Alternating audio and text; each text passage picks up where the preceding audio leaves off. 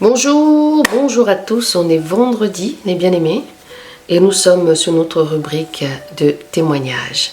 Merci Seigneur, merci Yahweh, merci pour ton amour, ta fidélité, ta bonté.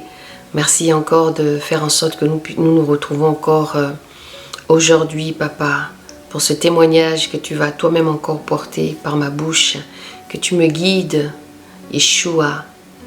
Je remets mes pensées, mon cœur, je mets tout entre tes mains pour que tu puisses me guider en ce moment de partage, d'édification. Au nom de Jésus, Amen. Alors les bien-aimés, moi j'aimerais un petit peu parler aujourd'hui de... La semaine dernière, on n'a pas fait de témoignage. Et j'aimerais en fait dans ce témoignage-là, mon papa guide-moi, parce que j'en ai beaucoup là dans la tête. Donc, j'aimerais que le Seigneur me guide tout simplement sur quelque chose qui pourra nous édifier dans ce témoignage. La première chose que j'ai envie de vous dire d'abord, que qu'est-ce que Dieu ne peut pas faire? C'est une question, en même temps, c'est une question pour toi. Qu'est-ce que Dieu ne peut pas faire? Qu'est-ce que Dieu ne peut pas faire? Bienvenue à YouTube, bienvenue Facebook. On est sur la rubrique du témoignage. La semaine dernière, je n'ai pas fait de témoignage. C'est pourquoi je vous dis, si vous avez des témoignages, pour ceux qui me suivent ici, par rapport à notre rubrique Méditons ensemble, si vous avez des témoignages, vous avez un numéro de téléphone, Facebook, vous avez un mail, YouTube. Si vous avez des témoignages concrets, on peut d'abord échanger ensemble, vous pouvez me contacter. On a d'abord un entretien pour pouvoir bien sûr évaluer ce témoignage, bien le comprendre. Parce qu'un témoignage, il faudrait que moi je suis quelqu'un, j'écoute énormément. J'ai besoin d'écouter les gens. J'ai besoin d'écouter, j'ai besoin de comprendre. C'est vrai que le témoignage c'est hyper intéressant, mais il faut comprendre aussi ce que ça veut dire, pourquoi et qu'est-ce qu'on en tire. La leçon qu'on en tire dans ce témoignage quand on le prend, quand on l'écoute et qu'est-ce qu'on en tire de ce témoignage. Voilà. Ça c'est moi. Moi j'aime être en contact avec les gens d'abord. J'aime d'abord ce contact-là. J'aime d'abord le contact de comprendre, de se poser, de prendre un temps de réflexion, de se poser, de réflexion.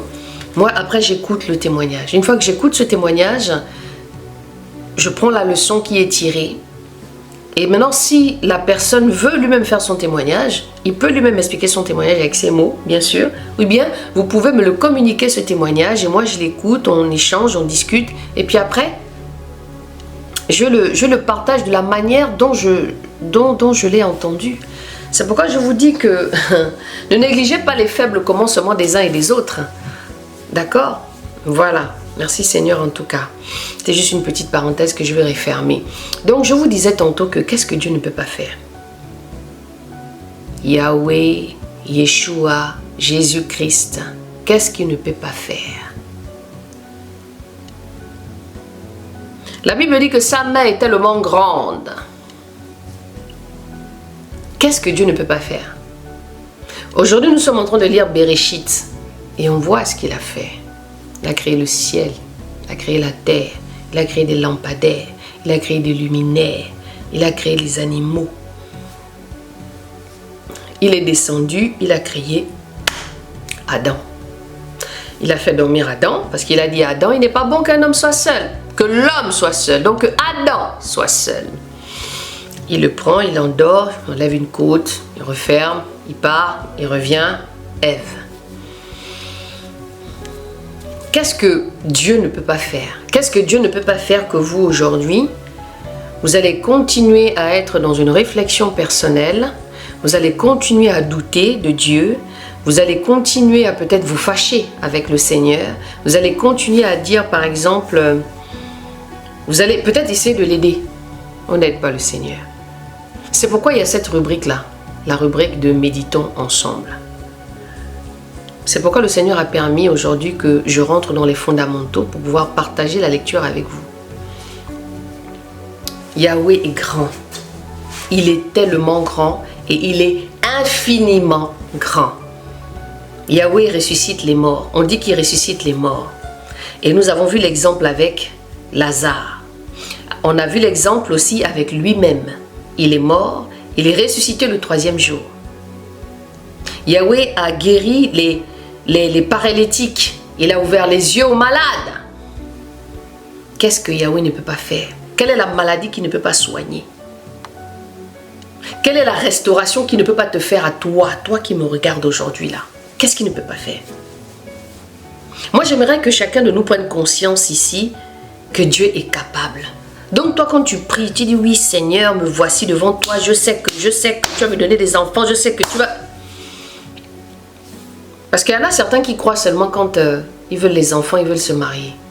Là, ils croient fermement qu'il y a un Dieu qui existe. Mais dans les petites choses de tous les jours, Yahweh peut te trouver un travail si tu viens lui demander. Oui, Yahweh peut te donner un mari.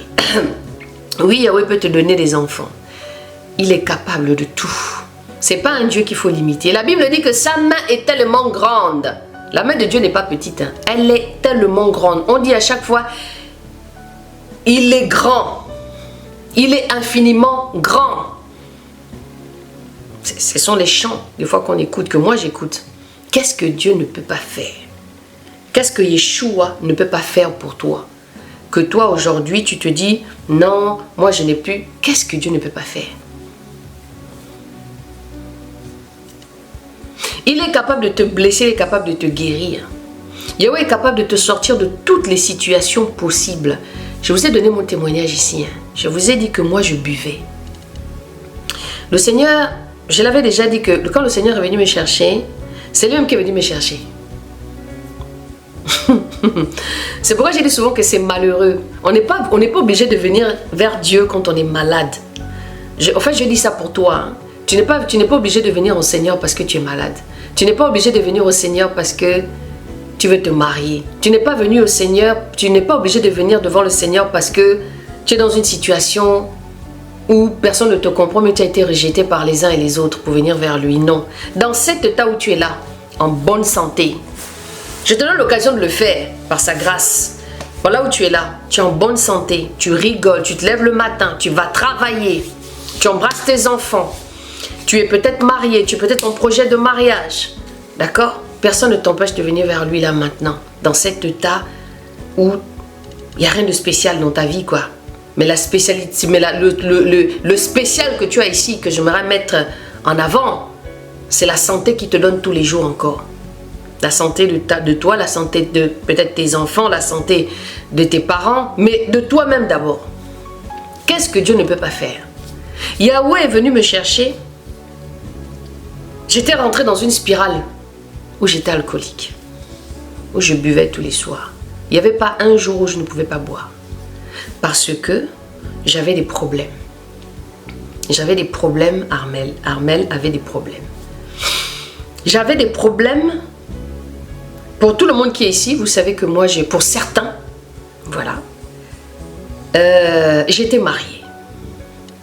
Parce qu'il y en a ici, peut-être qu'ils ne me connaissent pas correctement. Mais Dieu permet beaucoup de choses au jour d'aujourd'hui.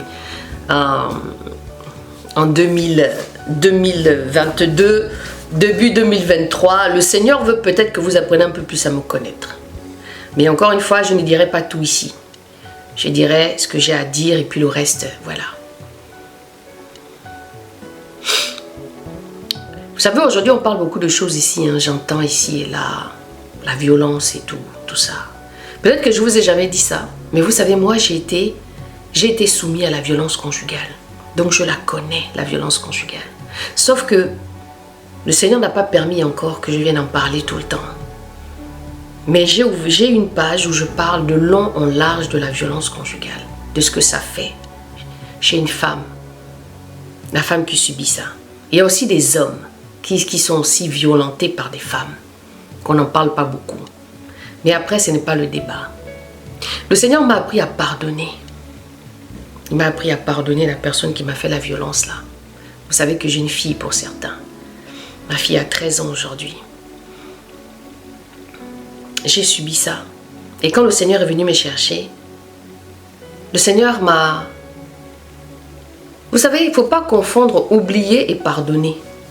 Quand une situation se passe dans votre vie, on n'oublie pas. Oublier ne veut pas dire que tu es encore dans la colère. Non. C'est comme un fer à repasser qu'on vous met comme ça. C'est une marque indélébile. Un peu comme les vaches quand on les marque au fer rouge. C'est comme ça. Ça fait partie ça fait partie de mon histoire. Parce que je vais d'abord parler de moi. Ça fait partie de mon histoire. Et quand le Seigneur est venu me chercher, j'étais dans une situation où on m'avait même enlevé ma fille. Ah là, le Seigneur veut que je vous parle. Parce que je pense que le Seigneur veut toucher quelqu'un. Je pense que le Seigneur a envie de sortir une de ses filles d'une situation. On m'avait enlevé ma fille. On a pris ma fille, on me l'a enlevée. Parce que l'histoire dit que je n'étais pas capable. Je vais vous donner ça comme ça à moitié. Je ne vais pas rentrer trop dedans. Et j'ai passé une période de dépression. J'ai passé une période de dépression, une période où j'ai même pensé à me suicider. Parce que c'était très compliqué. Parce que je m'étais battue. Je me suis battue comme une lionne pour avoir mes droits, pour me battre. C'était compliqué.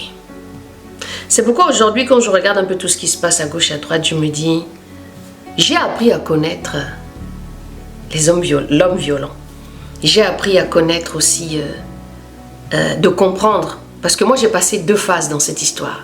J'ai passé la phase où je voulais aider, et puis j'ai passé la phase où il fallait que je regarde. J'ai failli mourir dans cette histoire. Je n'étais pas chrétienne hein, à l'époque. Je n'étais pas chrétienne, mais Dieu m'a gardée. Moi qui pars de mon pays tranquillement, qui viens en France, ça faisait déjà un moment que j'étais là. Moi, je suis arrivée en France en 2002 pratiquement. Quand Sarkozy venait à peine de prendre le pouvoir.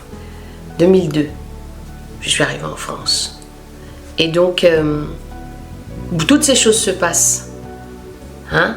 Beaucoup d'histoires. Moi, ma vie est remplie de... Si je vous parle seulement de toute ma vie de témoignages, vous allez me dire, mais la fille là, elle a fait combien de vies dans le monde?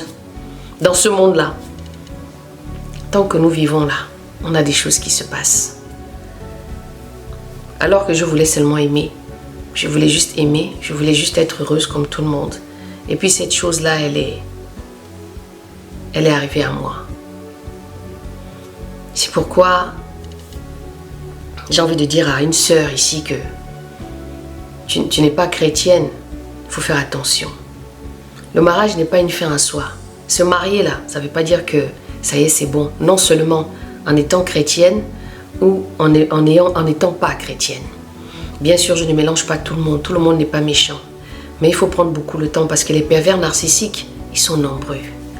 Moi, j'ai appris à connaître ces personnages-là dans mes souffrances, dans ma galère, dans toutes les périodes que j'ai passées ici et là, dans toutes les étapes que j'ai fait ici et là. Je me suis dit, waouh. Moi, j'ai eu un déclic. C'est pourquoi, pour tous qui veulent vraiment parler de ce sujet-là, encore une fois, hein, sur Facebook, vous avez le mail et sur Facebook, vous avez le numéro de téléphone et sur YouTube, vous avez le mail. C'est un sujet que je ne dis pas souvent, mais je le parle dans une autre page individuellement où je parle vraiment en long en large de la violence. Mais je ne parle pas forcément en long en large de la violence, je suis toujours en train de survoler la violence. J'ai même été contactée par certaines personnes pour pouvoir parler de ça en long en large, mais je pense que je n'étais pas prête. Ah, merci Seigneur. C'est un peu comme une délivrance aussi pour moi. Merci Seigneur de me donner la force de continuer cette histoire parce que je ne savais pas qu'elle allait me faire encore... que ça allait être encore difficile. Bon, je ne veux pas rentrer dans tous les détails parce que c'est pas le but. Encore une fois, le Seigneur ne veut plus que j'étale trop les choses, mais je pense que le Seigneur veut aider quelqu'un. Donc si tu es dans ce cas-là encore de souffrance et que tu n'as pas pardonné, que tu as besoin de parler ou bien que tu as besoin peut-être, voilà, oui, de parler tout simplement parce que la seule... et puis prier parce que c'est Dieu qui guérit. Je suis allée voir des psychologues. On m'a enlevé mon enfant. Je me suis battue. On m'a dit que je n'étais pas... Ça encore, c'est une autre histoire. Mais tout ça pour vous dire que Dieu est capable. Et dans cette période-là où j'étais là, hein, je n'ai jamais crié à Dieu. Jamais. Parce que pour moi, Dieu n'existait pas. Je ne pouvais même pas fléchir les genoux pour lui demander quelque chose parce qu'on ne m'avait jamais appris à le prier. On ne m'avait jamais appris à dire, bon voilà, appelle le Seigneur. Même quand je me suis retrouvée dans une église, dans mon pays, au Gabon, quand j'avais, je ne sais pas moi, 9-10 ans, où je suis allée dans une église où je me suis retrouvée tout d'un coup comme ça. Il y avait tellement une forte onction, la présence du Seigneur que je me suis retrouvée par terre et j'ai commencé à parler en langue à partir de 16 ans là. Et puis il y avait une image que j'ai toujours vue qui m'a... avant je ne pouvais pas en parler parce que je ne comprenais pas pourquoi dans une église, j'avais une vision en fait dans cette église où il y avait... j'ai vu un homme et puis j'ai vu il y avait deux personnes. Il y avait le Seigneur et puis il y avait Satan qui était là. Et c'était une image qui est restée dans ma tête et je n'avais jamais posé la question même aux gens qui étaient autour de moi. Mais pourquoi j'ai vu cette image-là? Parce que je n'avais pas compris. Et aujourd'hui, je la comprends mieux avec quelques années parce que Satan est toujours là où il y a le Seigneur. Il est toujours là. Il est toujours là. Enfin bref, c'est pas de ça que je voulais vous expliquer. Seigneur, aide-moi à avoir justement ma ligne de conduite. Et donc, je n'avais jamais appelé le Seigneur. Et puis un jour, je me suis retrouvée à la rue. Je me suis retrouvée pratiquement clocharde. Je me suis retrouvée dans des hôtels, ici et là. On m'avait enlevé mon enfant. Moi, la tête était partie. J'ai commencé à fréquenter certaines églises, en fait, parce que je me suis retrouvée dans des hôtels que je ne connaissais même, enfin, que je n'avais jamais passé, en fait. Et je me suis dit, waouh. Et puis, j'avais rencontré une jeune dame qui priait quelque part. Et puis, elle m'a dit, oui, qu'est-ce qu'il y a? Je lui ai raconté un peu mon histoire. Et puis, elle m'a dit, bon, viens, allons chez mon pasteur. Je suis allée là-bas et puis franchement c'était un peu n'importe quoi. Et je suis partie, j'ai fui parce que je me suis dit bon, il y en a marre, je vais là-bas, à chaque fois le monsieur il prie pour moi et puis il me pousse la tête, je suis obligée de tomber. J'ai dit bon, non c'est pas pour moi. Puis j'ai continué mon chemin comme ça, à pleurer. J'étais triste, j'étais malheureuse. J'étais seule. J'avais l'impression que j'étais abandonnée, mais jamais, en aucun moment j'avais appelé le Seigneur, jamais. Un jugement qui est tombé que je n'ai pas compris. Toujours lapidé. Vous savez, moi j'ai eu un peu des histoires un peu comme Joseph, en plusieurs fois aussi. J'ai été accusée première fois, j'ai été accusée deuxième fois. Et des fois je me dis, mais Seigneur, pourquoi ma vie elle est comme ça en fait? Ça c'était après. C'était pas au moment où tout ça se passait, je me suis jamais posé la question. J'avais jamais posé la question au Seigneur. Et puis un jour je rencontre un monsieur. Il était musulman, un Ivoirien. Il me rencontre et puis il voit ma tristesse. Il me dit, tu sais, toi là, Dieu te cherche, Dieu t'appelle. J'ai dit, moi, Dieu m'appelle. Un peu comme tout ce qu'on entend ici, vous savez, quand on est dans la tristesse, on est mal et puis on pose cette question fatale. Pourquoi Dieu, c'est maintenant qu'il me cherche alors que quand j'avais des problèmes là, je ne l'ai pas vu. Nous tous, on se pose toujours cette question-là. J'ai dit, ah bon, là où je suis là maintenant là, là où je suis en train de souffrir là, c'est là maintenant que Dieu dit qu'il m'appelle, il me cherche. J'ai dit non, ça je ne sais pas quel est le Dieu que tu veux. Mais cet homme-là ne m'a jamais demandé de devenir musulmane. Il ne m'a jamais dit deviens musulmane, jamais. Il m'avait... Enfin, je vous dis ça pourquoi? C'est parce que j'aurais pu être musulmane, j'aurais pu rentrer dedans, mais ça n'a pas été le cas. C'est pas que je voulais l'être, hein. C'est juste un constat que je fais aujourd'hui. Le constat là en fait, c'est juste pour vous dire que Dieu m'a vraiment appelé à lui en fait. Et il m'encourageait comme ça. Il m'a dit cherche Dieu. Dieu voudrait vieux de toi. Cherche Dieu, cherche-le. Et moi j'avais la rage dans mon cœur. Parce que je ne comprenais pas ce qui se passait. Parce que je ne comprenais pas qu'il fallait que je me retrouve en justice, à la police, enfermée. La France là m'a fait voir de toutes les couleurs. Waouh. Je me suis retrouvée en garde à vue. Je me suis retrouvée dans des histoires incroyables. Tout ça parce que j'étais juste mariée, je voulais juger, je voulais juste aimer. Hein? Pour la première fois, j'étais avec un homme que j'aimais. Enfin bref. Ici, j'espère que vous allez comprendre le fond de ce que je vais vous expliquer. Et j'ai commencé en fait à fréquenter l'église catholique. C'est pourquoi je vous dis souvent dans mes exhortations que nos frères catholiques là, ils ont une façon de nous emmener. Ils ont une façon de nous emmener, de vous parler, de vous mettre bien, de vous détendre. Hein? Vraiment, j'ai envie vraiment que... Papa, donne-moi vraiment la force de donner ça comme tu voudrais que je donne. Le frère catholique là, s'il y a bien quelque chose que je retiens d'eux, quoi, c'est cet amour qu'ils peuvent manifester en fait, cette patience qu'ils peuvent manifester quand ils veulent que tu viennes à eux, ou bien quand ils voient, quand ils sentent ce témoignage là que vous pouvez les apporter. J'habitais à Saint-Denis j'ai commencé à aller à la cathédrale. J'étais comme quelqu'un qui était en train d'errer. C'est-à-dire que je passais en fait d'une vie de femme mariée, avec enfants, son bébé qui venait de... Voilà, parce que ma fille avait à peine 2 ans. Et tout d'un coup, pouf, tu te retrouves comme quelqu'un qui n'a pas de famille, toute seule. Parce qu'en fait, moi ici déjà, je n'ai pas beaucoup de parents. J'ai 2 oncles. J'ai un autre oncle là que je viens aussi de retrouver. Mais ma soeur, mes frères, ils sont tous au bled, quoi. Moi, je suis seule ici. J'ai toujours été un peu comme un loup solitaire, moi. Toujours seule, dans mon coin, faire ma petite vie. Et c'est comme ça que je vais à l'église catholique. Je vais à l'église catholique, j'arrive là-bas, je croise des gens extraordinaires qui me tiennent la main, qui me prennent dans leurs bras, qui m'amènent chez eux pour aller dormir. Et là, il se passe beaucoup de choses aussi que je vais vous épargner, que des choses bien. Mais je commence à prier là-bas, je commence à prier Marie, je commence à prier les statuettes. Et puis je me sépare de ces personnes-là en fait. Et je continue mon chemin, donc je crée mon affaire, auto-entrepreneur, je commence là toujours. Et puis, un jour lui-même, il se révèle quoi. Il se révèle avec toutes les blessures, avec tout ce que j'ai eu dans mon cœur. Tout ça pour vous dire que qu'est-ce que Dieu ne peut pas faire.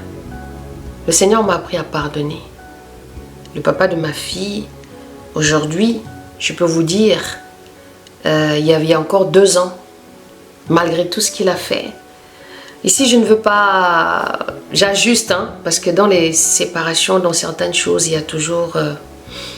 chacun fait sa part. Il n'y a pas si l'autre a fait et puis toi, tu n'as pas fait. Non. Mais c'était avec lui que j'ai connu toute cette violence. J'avais l'impression de vivre une injustice, mais je me suis d'abord battue pour ma fille. Mon objectif, d'abord, c'était de me battre pour mon enfant. Parce que c'était très, très, très compliqué. Et comme je vous disais tout à l'heure, il y a 2 ans, on mangeait ensemble. Il m'a jamais dit, je suis désolée, il n'a jamais parlé. Une fois, il a dit, je sais que je n'ai pas été un bon mari avec toi. Et j'ai gardé seulement ces mots-là. J'ai gardé ça. J'ai gardé ça. Je savais qu'il m'aimait, moi je l'aimais aussi. Moi je ne me sépare pas de mon ex-mari parce que je ne l'aimais pas ou quoi que ce soit. C'était tout simplement la violence. C'était la violence qui a fait en sorte que je m'en aille. Parce que je ne pouvais pas continuer à rester comme ça. Je ne pouvais pas continuer à me faire tabasser. Un jour il est bien, un jour il n'est pas bien. Il avait un certain mal-être qu'il était en train de reporter sur moi. Et moi aussi ça ne pouvait plus parce qu'à un moment donné, vous savez, dans la violence c'est compliqué. Vous avez 2 cas. Soit celui qui te tue ou bien c'est toi un jour qui rentre dans ta tête et puis tu te lèves un matin et c'est toi qui vas devenir la meurtrière comme vous entendez ici et là. Dieu m'a aussi épargné de ça. Donc ma soeur, si tu es dans cette situation, contacte-moi. C'est Dieu qui veut que je vous parle de ça. Pourtant ça fait déjà des années que je suis là, je parle avec vous, j'ai dit plein de choses. Mais cette partie de mon histoire là, le Seigneur ne voulait pas que je le sorte. C'est pourquoi j'essaie de le vous couper court. Je me suis battue comme je peux, surtout pour ma fille. Aujourd'hui, ça va. C'est compliqué. J'ai passé encore d'autres étapes, mais c'est comme ça, c'est mon histoire. On a tous nos histoires. C'est pourquoi je vous dis souvent que donnez vos témoignages. C'est important de témoigner. Ça aide les uns et les autres. Aujourd'hui, malgré tout ça, ça ne m'a pas rendu... J'ai beaucoup pleuré. Beaucoup pleuré. Beaucoup pleuré jusqu'à encore l'année dernière, je pleurais. Parce que je n'étais pas... C'était compliqué pour moi. C'était très, très, très compliqué pour moi. Je pleurais seulement parce que je ne comprenais pas pourquoi le Seigneur... Je pensais même que le Seigneur était injuste avec moi. Des fois, j'ai même dit au Seigneur, mais papa, je suis une femme. Pourquoi je souffre autant en tant que femme? Mais qu'est-ce que le Seigneur a à voir dans l'histoire de femme ou pas femme? Quand il a besoin de te mettre à l'épreuve, peu importe que tu sois une femme ou un homme. Quand le Seigneur veut te façonner, quand il a envie de te travailler.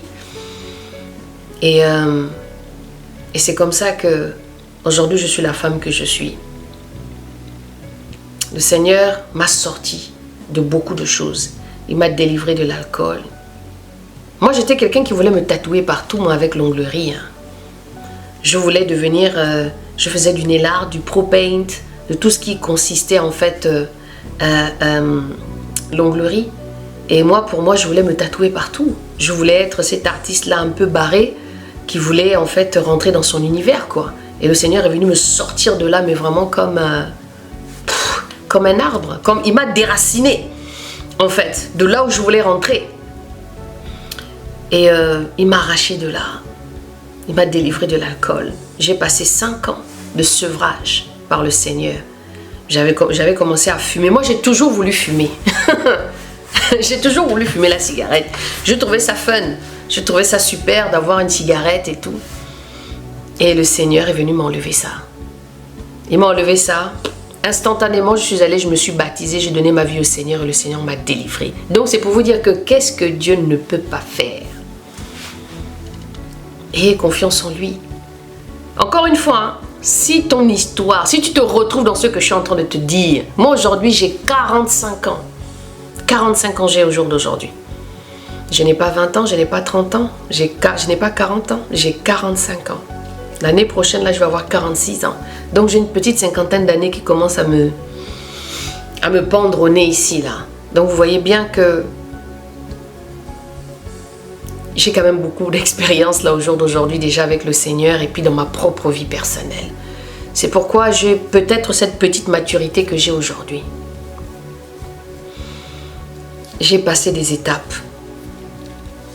Et tout ce qui est, voilà ce que j'entends, c'est que tout ce qui ne nous tue pas, ça nous rend fort, surtout quand tu es avec le Seigneur. J'ai lutté avant le Seigneur. Je vais relutter encore avec le Seigneur parce que quand je suis venue en Christ, j'ai dit au Seigneur, mais pourquoi je souffre encore autant?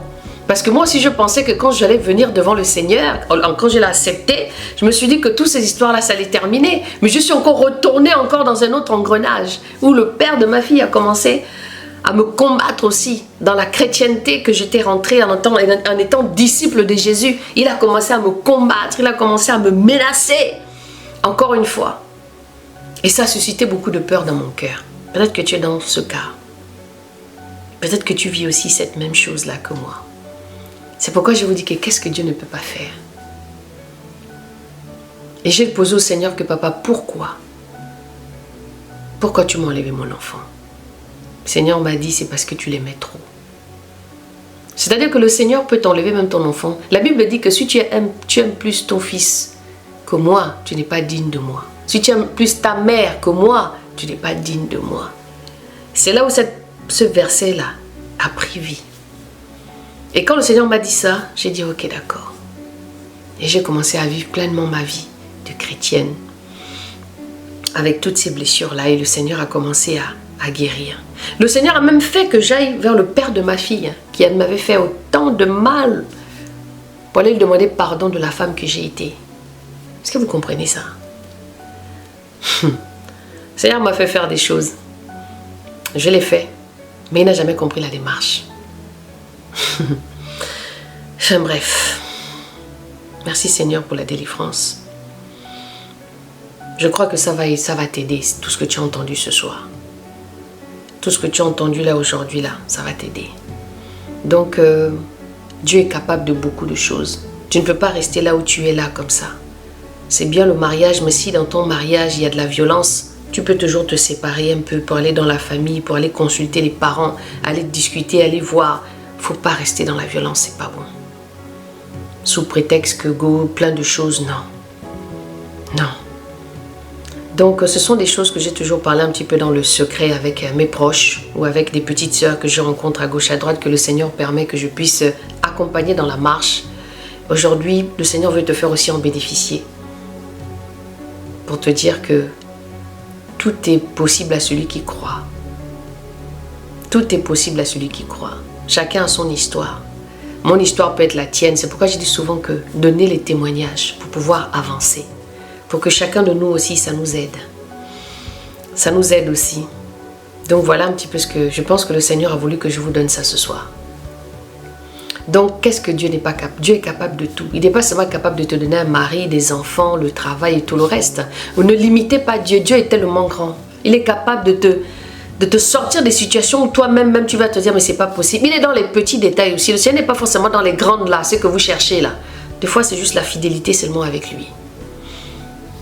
Et quand il s'est révélé à moi, c'était extraordinaire. J'ai tout oublié. Le Seigneur est venu me dire, mais toi tu fais le démaquillage, tu te maquilles. C'est le Seigneur qui est venu me dire que, donc toi, là,